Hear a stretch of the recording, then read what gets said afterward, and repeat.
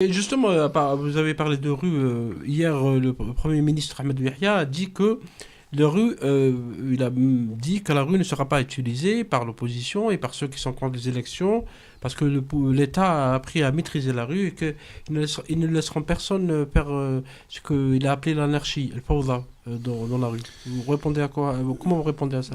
Non, d'abord,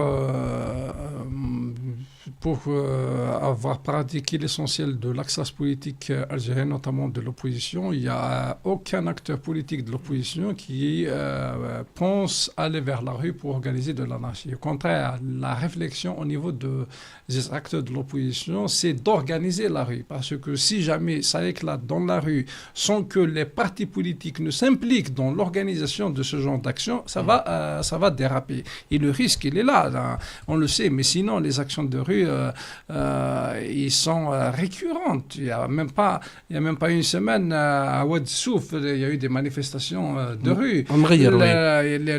Les manifestations à Ouagla, c'est régulière. Maintenant, on voit les images sur les réseaux sociaux de réunions de près d'un millier de personnes dans des salles dans les wilayas du Sud avec un discours très virulent, un visage découvert.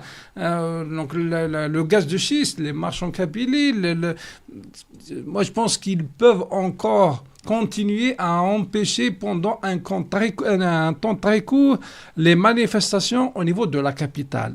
Mais ça va être un temps très court. Si jamais les Algériens décident d'investir la rue, ce n'est pas le pouvoir de M. Yahya qui va les empêcher. Si les Algériens refusent pour l'instant d'aller dans la rue, c'est parce qu'ils jugent qu'ils ne sont pas prêts pour l'instant à aller vers une action organisée. Les partis politiques sont empêchés de le faire. Mais si jamais les partis politiques osent ce travail, comme ça a été fait le cas durant les années 90, moi je me souviens, chaque jeudi, il y avait une marche au niveau de la capitale, y compris le FLN a organisé une marche dans la capitale en 90. Oui, et même en 92.